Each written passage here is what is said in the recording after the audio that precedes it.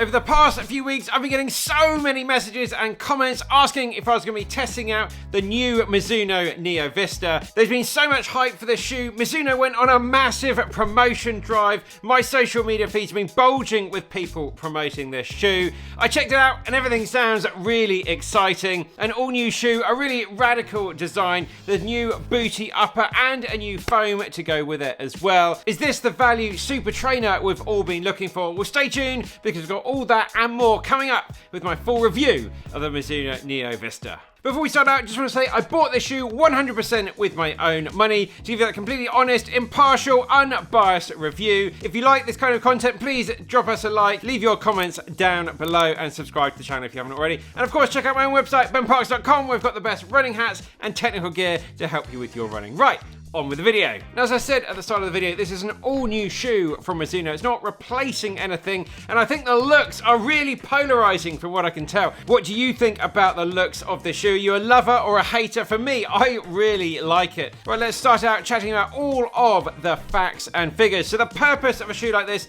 is a premium daily shoe. Really good long run shoe for those marathon paced long runs. That high stack max cushion shoe to really look after your legs on those longer runs. And some similar examples here, something like the Hoka Mach X, the Boston series of shoes, the more recent Boston series of shoes, or something like the Nike Zoom Fly 5. This shoe set me back £150 here in the UK. Stack height at the back, 45mm, 8mm drop overall, 315 grams, or 11.1 ounces. It's a neutral shoe. It has this seamless knit upper with the tongue integrated into it, like a booty type construction, so it really hugs your foot. Probably the most famous shoe like this is something like the Nike Tempo Next Percent. In terms of the midsole, I really like the midsole in this shoe. But this is Mizuno's super smooth Speed Assist Energy NXT midsole foam. This is an EVA foam, which is normally quite basic as foams go, and some people have been worried about that, but they've injected some nitrogen here. They've got to hold their special process, and it really brings this shoe to life. One of the best EVA foams that I've ever run in. There is a nylon plate in this shoe, which is a little bit more forgiving, a lot less stiff than a carbon plate shoe, really suited for that daily trainer type aspect. I've got Mizuno's own rubber here on the outsole, and as you can see, there's this massive cutaway along the bottom of the shoe, which has probably been done to save weight more than anything. There are no different widths available, which is a little bit frustrating.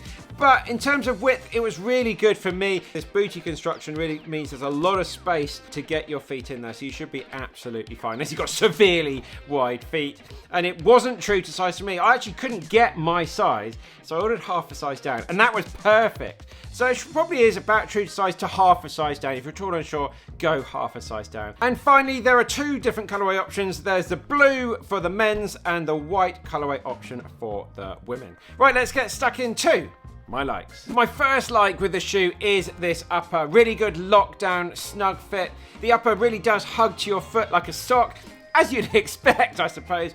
And I was worried about some potential overheating issues because this upper is quite thick, but for me in the UK, it was absolutely fine. No hot spots, blisters, rubbing, or any sort of discomfort like that. Really good lockdown at the back of the shoe as well with the ankle. It is very soft here at the back, but just held the foot really nicely through the whole foot strike. So yeah, upper really fantastic, super comfortable right from the off, and it was just an absolute joy to run in. My second like with this shoe is it's super smooth across the surfaces. Really great cruising long run shoe. It really shines at that easy, steady marathon pace, half marathon pace. That's where this shoe is best used. I didn't really notice the plate through the stride. Yeah, you can tell it's there just about, but it's really there just to help assist with the stability more than anything rather than speed, which is all due to just a huge amount of foam we've got in this midsole. So you really need to add that plate in just to give it that solid structure. Yes, the shoe is a little bit on the heavier side of things, again, just to the sheer amount of foam in here, but it really does cruise along really nicely. Just a fantastic cruisy long run marathon training or marathon racing shoe. And then finally, the value of this shoe. In the UK, £150, for everything this is delivering is really quite exceptional in my opinion. For the plated training shoes sort of market, of course, you can get shoes way cheaper or way more expensive. For this type of shoe, this is definitely on the very cheaper end and one of the best ones out there at the moment as well. I was really worried they're going to be cutting some costs by using this EVO instead of a PBA or PBAX foam, which you get in some of the more elite models out there. But the midsole feels so bouncy, so soft, but it's just the right amount of cushioning to really bring a smile to your face and the right amount of energy to get your long runs done. Moving on to my dislikes, the first one, in just really sharp corners, it's just by using this kind of booty type upper. There is a little bit of sideways movement, but for those marathon training long runs when you're just going in a straight line, you'll be absolutely fine. And again, with this big bit missing in the bottom, just a little bit of instability there. Very, very minor thing. You might notice it, you might not, but I really wanted to bring that up. The second dislike with this shoe is it is just a little bit chunky and it's a little bit too soft for those faster pacing runs. If you're going to do some K reps, some 5K races, 10K races, things like that, it's not going to be a super all-out fast shoe. It is actually quite lightweight for the sheer size and volume that this shoe is.